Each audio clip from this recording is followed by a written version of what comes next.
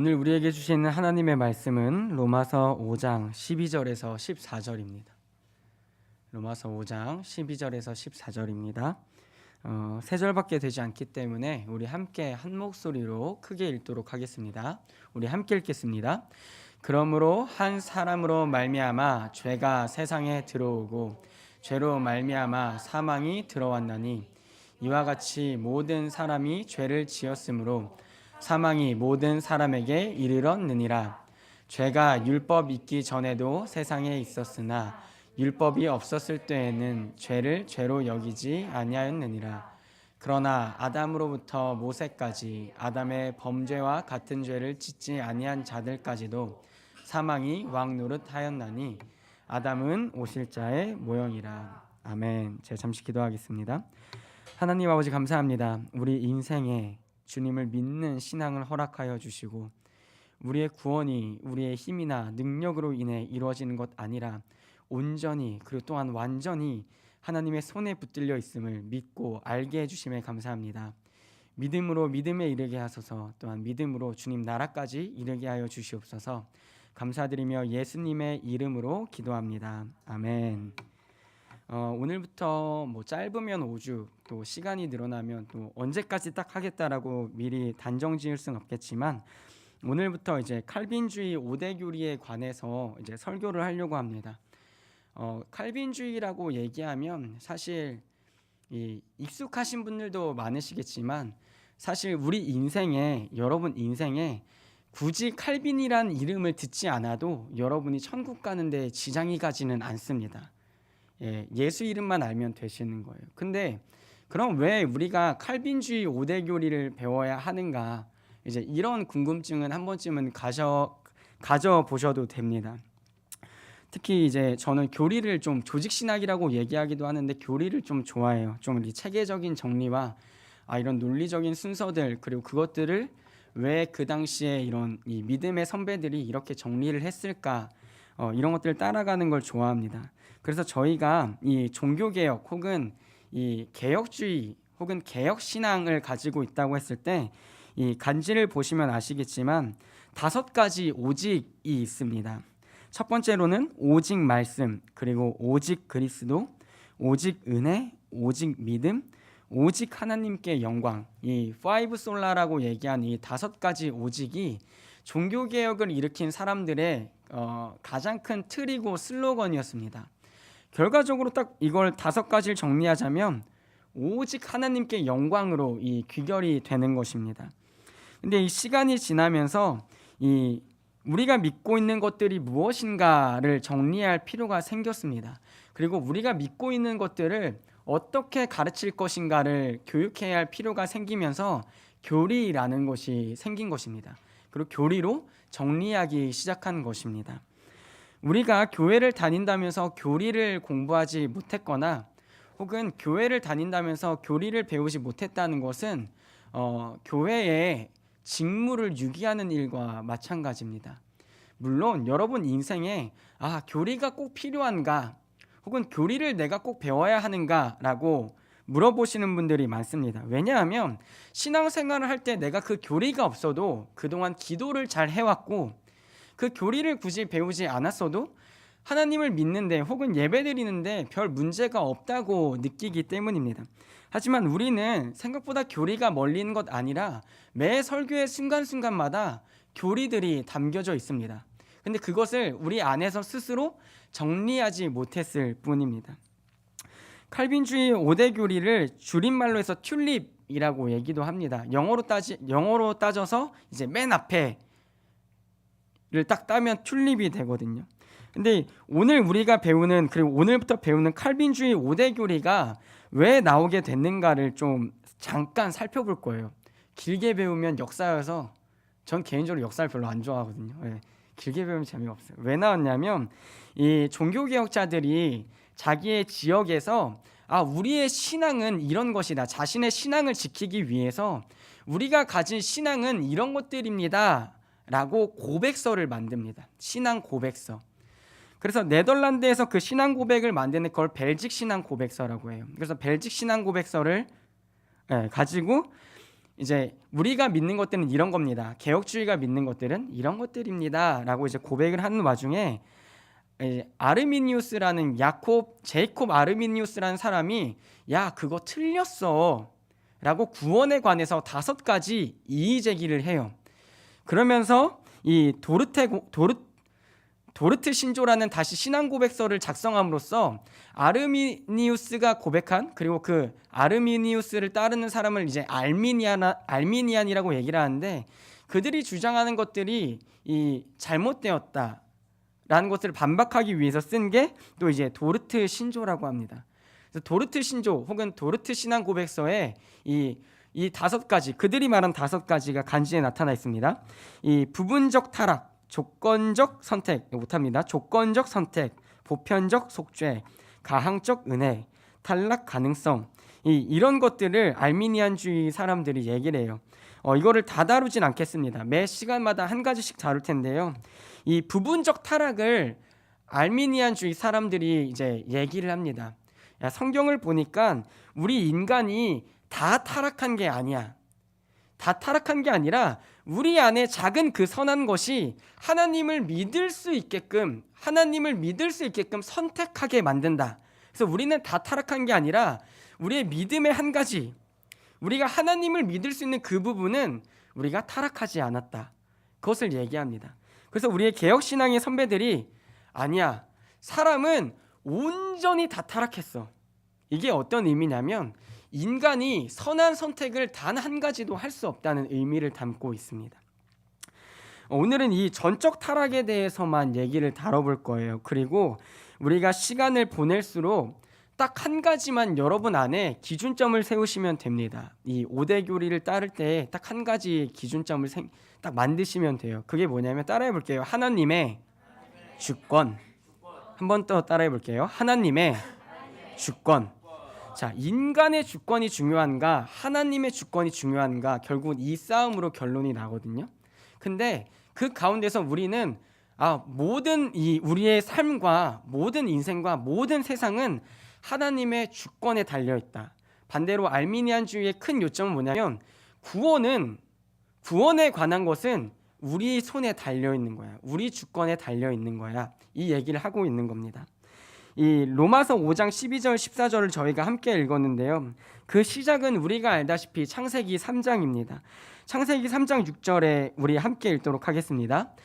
여자가 그 나무를 본즉 먹음직도 하고 보암직도 하고 지혜롭게 할 만큼 탐스럽기도 한 나무인지라 여자가 그 열매를 따먹고 자기와 함께 있는 남편에게도 주매 그도 먹은지라. 바로 여기서 죄가 시작된 것이죠. 하나님이 먹지 말라고 한 그 선악을 알게 하는 나무의 과실을 이 뱀에게 속아서 여자가 자기의 남편과 자기가 먹게 됩니다. 근데 그 말씀이 누가 하신 약속이었는가 했을 때, 바로 세상을 만드신 그 하나님이 이 인간에게 처음 준 약속이었다는 것이죠. 그것을 어기지만 않으면 우리는 피조물의 자리에서, 그리고 하나님은 하나님의 자리에서, 하나님의 주권 안에서 우리는 순조롭게 살았을 것입니다. 하지만 이것을 이 마귀에게 속아서 인간은 자신이 그 선택 가능한 그 순간에 이 사탄의 말을 듣게 됩니다. 여기서 한 가지 우리가 알 수 있는 것은 무엇입니까? 처음 아담이 지어졌을 때에는 선과 악을 자신이 택할 수 있는 입장에 놓여져 있다는 것입니다. 근데 아담이 이 죄를 택하는 그 순간, 이 대표의 원리로 그 아담의 후손과 모든 인류는 죄 아래 종속되어 있을 수밖에 없게 됩니다. 어떤 사람은 이렇게 얘기해요. 그러니까 알미니안주의를 얘기할 때 그들이 우리에게 선한 것이 있다라고 얘기하는 것은 성경적으로 애초에 맞지 않다는 것입니다. 우리에게 선한 것이 있을 수 없습니다. 왜냐하면 아담이 열매를 먹은 그 순간, 정확히 말하면 하나님의 말씀을 거부한 그 순간, 죄와 사망은 모든 인류에게 덮여졌기 때문입니다. 그래서 이 아담이 열매를 먹고 난 후 모든 인류가 죄 가운데 던져지게 됩니다. 그 죄의 결과로 사망이 우리 가운데 들어오게 됩니다. 뿐만 아니라 죄는 우리 가운데 들어와서 하나님을 거부하고 하나님을 싫어하고 하나님의 말씀을 따르는 것보다, 제가 처음에 말씀드렸던 그 하나님의 주권에 내 삶을 내어드리기보다 나라는 인생의 주권을 내가 쥐고 싶어하는 게 죄의 본성이고 또한 우리의 본성인 것입니다. 그래서 마치 죄는 거세게 흘러가는 강물과 같습니다. 그 강물의 끝에는 끝을 알 수 없는 폭포가 있어요. 근데 우리는 가만히 있으면 그 죄의 강물에 따라서 끊임없이 폭포 가운데로 밀려날 수밖에 없습니다. 그리고 우리는 그 폭포가 너무나 거세서 스스로 무엇을 할 수도, 누군가 건져내주지 않으면 결국은 아무것도 할 수 없이 사망이라는 폭포의 낭떠러지 아래로 던져질 수밖에 없는 거예요. 그것이 바로 죄인인 우리의 모습이고 우리의 결과입니다. 근데 성경은 우리 안에 하나님을 알만한 것들이 분명히 있다고 얘기를 해요. 로마서 1장 19절에서 24절입니다. 제가 읽겠습니다. 이는 하나님을 알만한 것이 그들 속에 보임이라. 하나님께서 이를 그들에게 보이셨느니라.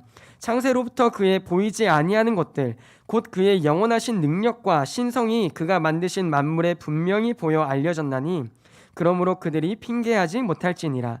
하나님을 알되 하나님을 영화롭게도 아니하며 감사하지도 아니하고 오히려 그 생각이 허망하여지며 미련한 마음이 어두워졌나니 스스로 지혜 있다 하나 어리석게 되어 썩어지지 아니하는 하나님의 영광을 썩어질 사람과 새와 짐승과 기어다니는 동물 모양의 우상으로 바꾸었느니라.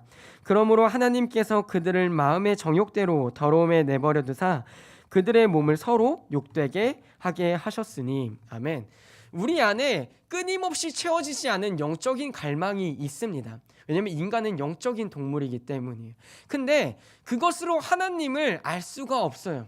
하나님이 알려주시지 않으면 우리는 모든 것이 타락했기 때문에 우리 안에 있는 그 영적인 갈망도 죄의 오염 가운데, 부패 가운데 던져져 있어서 그 빈 하나님의 자리를 무엇으로 채우냐면 썩어질 우상으로, 동물의 형상으로 만들어 놓고 자신의 영적인 갈망을 그것들에게 쏟아붓는다는 거예요. 그러니까 이 시선은 무엇을 정확하게 얘기해 주냐면 그들 안에 영적인 갈망과 하나님에 대한, 아니 정확히 말하면 하나님에 대한 것보다 나의 채워지지 않는 그 영적인 갈망이 있음에도 불구하고 하나님이 허락하시지 않은 그 죄인에게는 그것을 다른 데로 방향을 풀 수밖에 없다는 겁니다. 그게 우리의 모습이고 우리의 현 주소예요. 오히려 이스라엘 백성들은 하나님이 누구신지 알면서도 하나님을 거부하는 모습이 이사야서에 기록되어 있습니다. 이사야서 30장 9절에서 11절입니다. 대저 이는 패역한 백성이요 거짓말하는 자식들이요 여호와의 법을 듣기 싫어하는 자식들이라. 그들이 선견자들에게 이르기를 선견하지 말라. 선지자들에게 이르기를 우리에게 바른 것을 보이지 말라. 우리에게 부드러운 말을 하라. 거짓된 것을 보이라. 너희는 바른 길을 버리며 첩경에서 돌이키라. 이스라엘의 거룩하신 이를 우리 앞에서 떠나시게 하라 하는도다. 오히려 이스라엘 백성은 하나님이 누군신지도 알았음에도 불구하고 그들은 하나님을 배격합니다. 근데 이러한 이유는 딱 하나예요. 죄인이기 때문이에요.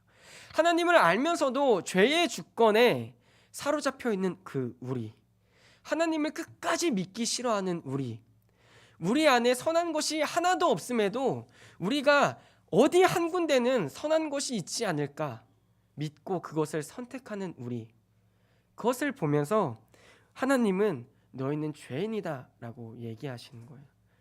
그 아담의 범죄로 우리에게 흘러내려온 그 대표였던 아담의 범죄로 모든 인류에게 사망의 결과를 가져올 수밖에 없었던 그 사건이 오늘도 여전히 우리 안에 우리를 괴롭게 하고 하나님을 배격하게 하고 하나님을 멀어지게 하고 싶은 그 근원이라는 것입니다.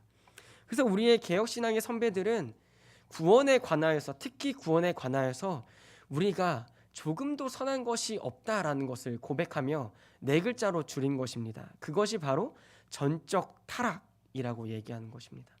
우리의 모든 몸과 영혼이 죄 가운데 온전히 다 타락해서 우리 안에는 조금도 구원받을 가능성이 없다라는 것을 고백하는 것입니다. 그와 동시에 시간이 지나면서 똑같이 다루겠지만 그와 동시에 하나님의 손길이 우리 인생에 미치지 않는다면 내 인생에는 구원을 희망할, 구원을 기대할 만한 것이 단 하나도 없다는 것, 그것이 바로 전적 타락이라는 거예요. 이제 제가 주로 기도하는 교회가 이제 빛가운 교회라고 저희 집에서 한 5분 거리 교회거든요. 근데 어제도 이제 저녁에 가서 이제 기도를 하는데 어떤 자매가, 젊은 자매가 이제 먼저 와서 이 예배당에서 기도를 하고 있더라고요. 이제 먼저 와 있었으니까 제가 좀 이렇게 뒤에 앉아 있었고 제가 앞쪽으로 와서 이제 기도를 하고 있는데 이제 의도치 않게 그 자매 기도가 발성이 좋더라고요. 제 귀에 다 들리는 거예요. 제 귀에. 그래가지고 뭐 듣고 싶지 않았지만 이제 들리게 됐어요. 근데 막 여러 가지 기도를 많이 하더라고요. 뭐 제게 맡겨주신 영혼을 제가 사랑하게 해주시고 또 저를 만나는 영혼들마다 제가 선한 영향을 뿜어내서 그들이 하나님을 만날 수 있도록 도와주시고 또 제가 거룩한 삶을 살게끔 주여 도와주시고 저를 붙잡아 주시고 뭐 이런 기도를 하더라고요. 그래서 그 기도를 들으면서 와, 제가 20대 초반 때 했던 그 기도가 생각났어요. 제가 20대 초반 때 그 자매 했던 기도 중에 주님 저를 꼭 사용해 주셔서 이 세상의 빛으로 또 소금으로 막 살게 해주세요 이런 기도를 자매가 했거든요. 그 자매의 기도를 들으면서 와 정말 20대 초반에 그 다 여러분들 경험하셨을 거예요. 그 20대 초반에 막 주체하지 못하는 힘 그리고 내가 무언가 10년 뒤 20년 뒤에는 어떤 큰 일을 해서 하나님께 영광을 돌리고 있을 거라는 그 꿈 정도는 꿀 수 있잖아요. 저도 그때는 그런 꿈을 많이 꿨거든요.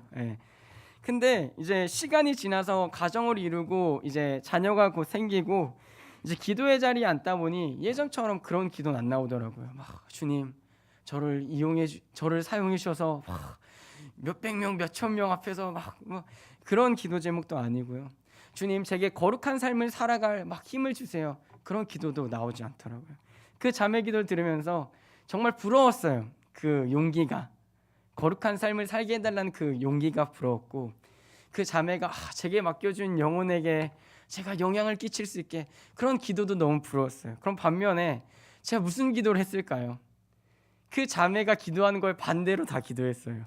반대로 주님 저는 거룩한 삶을 살아갈 자신이 없습니다. 주님 제 안에서 선한 것이 나올 수 없습니다.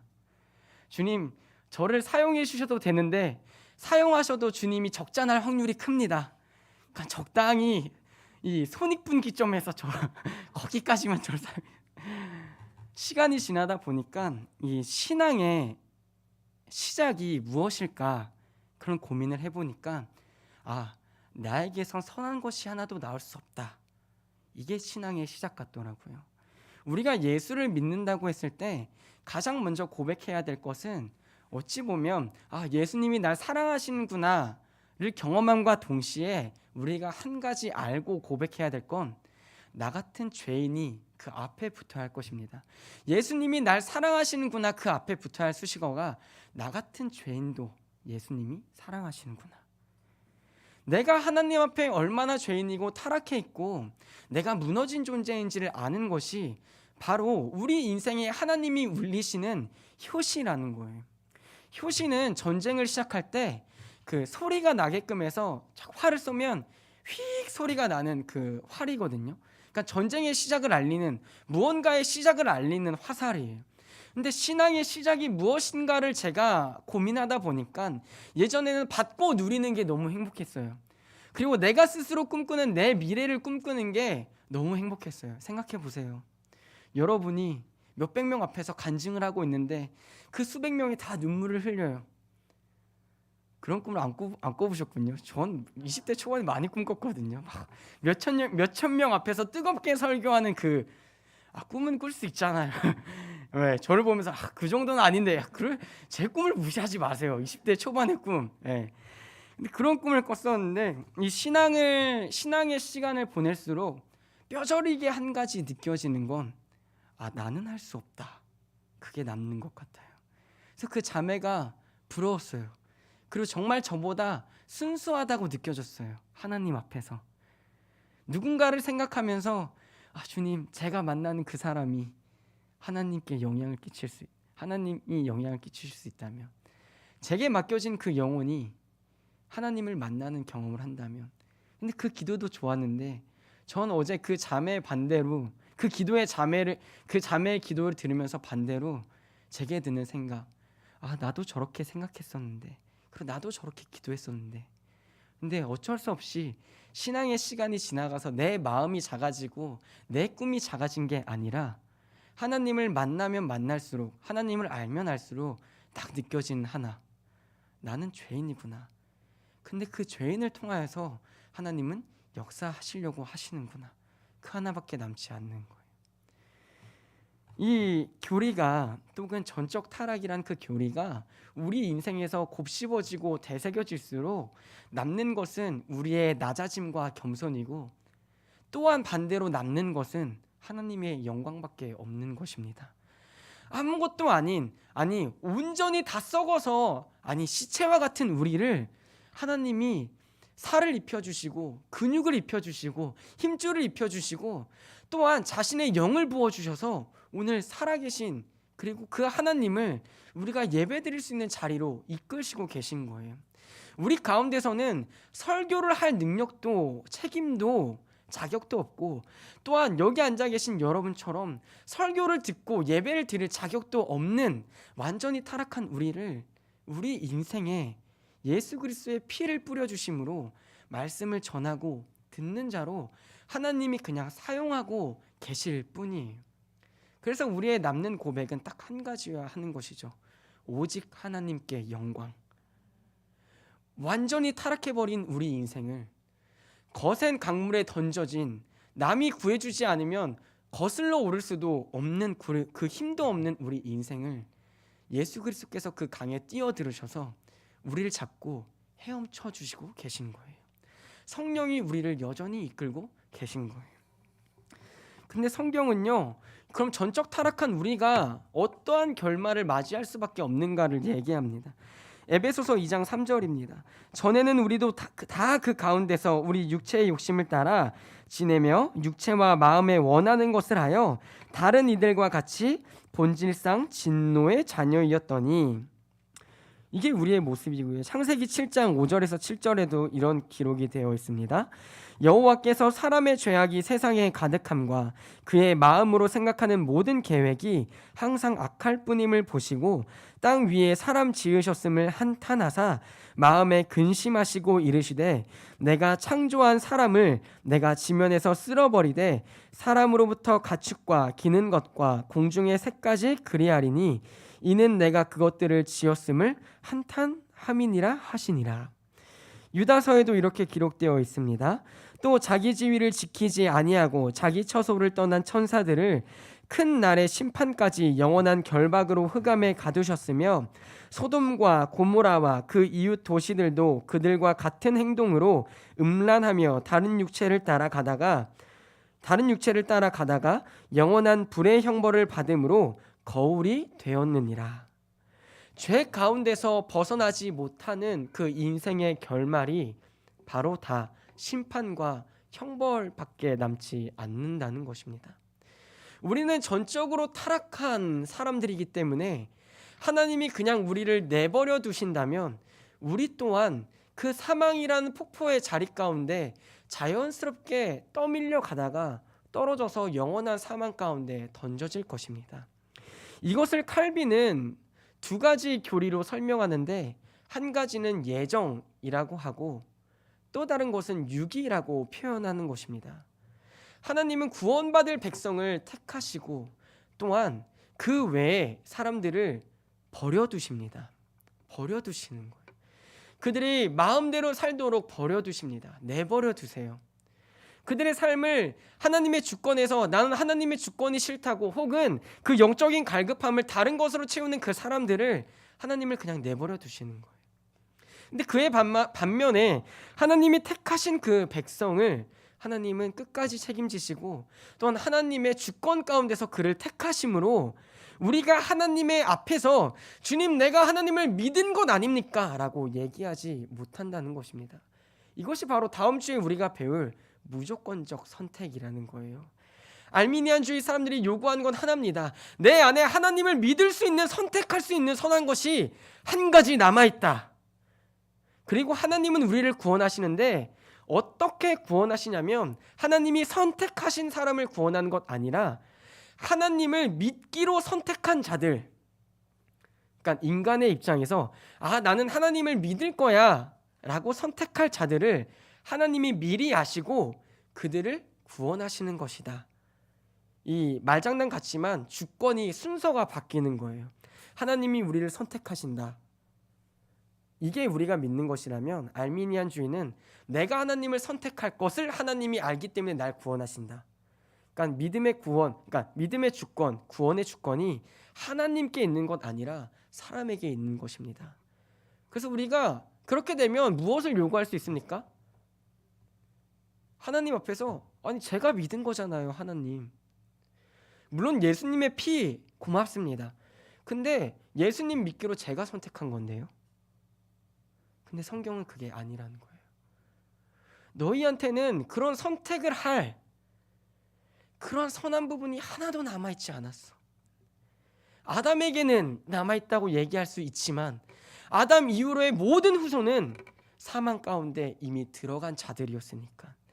사망 가운데 있는 그 자들 중에 내가 은혜로 긍휼로 자비함으로 택한 그 백성, 자비함으로 택한 백성, 내 주권으로 선택하기로 작정한 그 백성, 그들만 내가 구원할 것이다.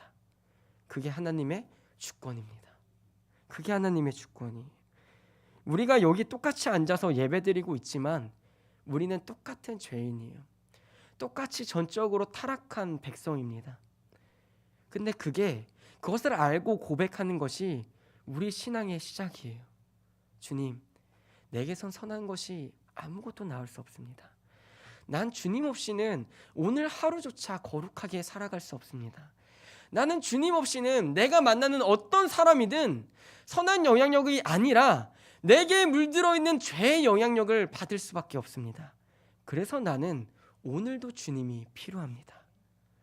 그래서 나는 나를 구원하신 주님을 바라볼 수밖에 없습니다. 나는 죄인입니다. 그 고백이 우리 교회에, 그리고 우리 가정에, 그리고 내 신앙의 첫 고백이어야 할 것입니다. 잠언 11장 31절엔 이렇게 기록되어 있습니다. 보라, 의인이라도 이 세상에서 보응을 받겠거든 하물며 악인과 죄인이리요. 선한 사람은 선한 대가를 치릅니다. 근데 악인들이 저지른 그 악한 대가도 반드시 하나님은 치르게 하십니다. 그렇다면 우리가, 이 전적으로 타락한 우리가 할 수 있는 것은 무엇인가? 잠언 28장 13절에 이렇게 기록되어 있습니다. 자기의 죄를 숨기는 자는 형통하지 못하나 죄를 자복하고 버리는 자는 불쌍히 여김을 받으리라. 시편 32장 5절에 이렇게 기록되어 있습니다. 내가 이르기를 내 허물을 여호와께 자복하리라 하고 주께 내 죄를 아뢰고 내 죄악을 숨기지 아니하였더니 곧 주께서 내 죄악을 사하셨나이다. 두 말씀만 읽어보면 그럼 전도사님, 우리 안에 회개할 수 있는 선택권이 스스로 있군요. 그렇게 착각하실 수 있지만 그것이 아닙니다. 인간은 죄와 동화되어 있기 때문에 이 교리 시간에 이렇게 설명드렸어요. 죄를 주관화하는 것과 죄를 객관화하는 것. 주관화되어 있는 건 무엇입니까? 나와 동일하게 묶여 있는 거예요. 그래서 내가 온 죄로 덮여져 있는데 평생을 그렇게 살다 보니 내 손에 묻은 게 죄인지도 몰라요. 내가 입은 옷이 죄수복인지도 모르는 거예요. 애초에 그렇게 입고 태어나서 이건 그냥 옷이야 라고 얘기하는데 하나님이 보시기에는 사형 선고를 받은 사형수의 옷이거든요. 그거를 죄의 주관화라고 하는 거예요. 그래서 내가 스스로 이게 죄인지 죄가 아닌지도 모르는 그것을 죄의 주관화라고 얘기해요. 근데 오늘 이 시편과 잠언에서 나오는 그 죄를 알려면 하나님의 은혜가 필요한 거예요. 하나님이 다윗과 솔로몬에게 얘기해 주는 거예요. 야, 그거 죄야. 너희 안에 선한 것이 하나도 없어. 그때 인간이 마주하는 좌절, 그것이 무엇입니까? 내 인생에 내 힘으로는 소망이 하나도 없구나. 그 왕이신 하나님 앞에 영적으로 벌거벗은 우리가 무릎 꿇려졌을 때 이 하나님 앞에서, 이 심판자 앞에서 내가 도대체 어떤 변증을 할 수 있을 것인가, 어떤 변호를 할 수 있을 것인가 했을 때 내 안에는, 온전히 모든 것이 타락한 내 안에는 아무것도 변호할 수 있는 게 없는 거예요. 떠밀려 내려오는 그 강에 헤엄칠 힘도 없는 우리 인생에, 그 강에 떠내려가면서 끊임없이 생각하는 거예요. 아니, 죄인은 떠내려간다고 생각하지 않습니다. 오히려 정상으로 거슬러 올라간다고 생각하지. 열심히 헤엄치는데 그 결과가 무엇입니까? 폭포 아래로 떠내려가는 거예요. 내가 10으로 헤엄쳐도 떠밀려 내려오는 그 100의 폭포가 나를 사망의 자리로 이끌어가는 거예요. 근데 우리가 하나님 앞에 전적으로 타락함을 고백하고 내 안에는 구원받을 요소가 하나도 없다라고 고백할 때에, 그때 예수 그리스도께서 내가 이미 십자가에서 다 치렀다고, 내가 그 보응을 이미 다 해결했다고 얘기해 주시기 때문에 우리에겐 오직 예수밖에 없는 것입니다. 전적으로 우리는 타락해 있습니다. 예, 맞습니다. 제 안에도, 여러분 인생에도 선한 것이 나올 수 없습니다. 여러분들이 선한 영향력을 교회에 끼칠 수 없습니다. 기대하지 마세요. 제게도 기대하지 마세요. 근데 우리가 할 수 있는 것, 하나님이 알려주신 것 딱 하나 있습니다. 다시 하나님 앞에 무릎 꿇는 거예요. 주님, 제 힘으로 할 수 없기 때문에 하나님 힘써 주세요. 하나님, 제가 하면 실패할 수밖에 없기 때문에 항상 승리하신 그 하나님, 오늘 역사해 주세요. 그 고백이 우리 가운데 유일하게 남아야 할 고백인 거예요. 제가 왜 그 자매의 기도를 들으면서 감회가 새롭겠어요? 신앙의 연수를, 물론 권사님과 장로님들 앞에서 부끄러운 얘기지만 신앙의 연수를 좀 지내다 보니까 느껴지는 것 딱 한 가지인 거예요. 열심히 사역을 하고 열심히 무언가를 했어요. 열심히 선한 영향력을 끼치려고 수많은 사람을 만나고 그들 가운데 예수를 전했습니다. 근데 돌이켜보니 내 안에 남는 것, 내가 한 것 아닌데, 우리는 내가 한 것 아닌데 속된 말로 꼴값 떨고 싶어 하잖아요. 내가 교회에 얼마 헌금했습니다. 저는 그거 아세요? 제가 교회에 무엇을 갖다 놨습니다. 근데 그게 사역자한테, 성도한테 얘기하는 게 아니라 사실 하나님 앞에 그걸 인정받고 싶은 거잖아요. 주님, 나 선한 일 했어요. 나 착한 일 했어요. 근데 그 고백이 나쁘다는 게 아니라, 그 행위가 잘못됐다는 게 아니라, 그 고백의 전제에 주님, 나는 선한 것이 하나도 없는데 주님이 내 안에 감동 주셔서 제가 이렇게 헌금합니다. 주님, 내가 섬길 것 아무것도 없는데 주님이 감동 주셔서 제가 교회를 위해서 무엇을 할 수 있는지 알려주신다면 제가 그곳에 충성하겠습니다. 주님, 나의 나오는 입술을 통하여서 나로서는 선한 것이 나올 수 없지만 주님, 이 시간 나를 사용해 주셔서 주님의 말씀이 선포되게 해주세요. 그게 우리의 모든 고백 아닙니까? 그래서 매 모든 순간마다 우리는 이 교리를 기억하는 거예요. 나는 나 스스로도 나를 구원할 수 없는데 내가 무엇을 할 수 있다고 착각했나? 주님, 오늘도 나를 붙잡아 주세요. 주님, 오늘도 내가 만나는 영혼, 나를 통하여서는 악한 것밖에 끼칠 수 없습니다. 근데 주님 혹시나 나를 사용해 주신다면 나를 통하여서 주님께만 영광 돌릴 수 있는 일이 일어나게 해주세요. 그 역사를 기대하는 것이겠죠. 말씀을 마무리하려고 합니다. 우리 신앙의 효시는 죄인됨의 고백입니다. 오늘도 앞으로도 주님의 은혜 없이는, 주님의 은혜를 잊는다면 우리는 죄인일 수밖에 없습니다. 죄인이기 때문에 우리가 할 수 있는 것, 하나님께서 우리에게 할 수 있는 것 한 가지를 알려주셨습니다. 바로 다시 십자가를 붙잡으라는 겁니다. 연약하여서 우리는 넘어집니다. 근데 그럼에도 하나님은 그 십자가로 자신에게 나오는 그 은혜의 보좌 앞에 담대히 나아갈 수 있는 길을 예수 그리스도로 말미암아 열어두셨습니다. 오늘도 여전히 우리가 죄인이라고 고백할 때 하나님은 기뻐하시고 자신의 보좌 앞으로 우리를 부르실 것입니다. 이 고백이 그저 교리적으로 지식적으로 배우는 습관적으로 고백하는 주님 저는 죄인입니다가 아니라 정말 내 영적으로 그 간절함 가운데서 주님 나는 죄인입니다 라고 고백할 수 있는 우리가 되었으면 좋겠습니다.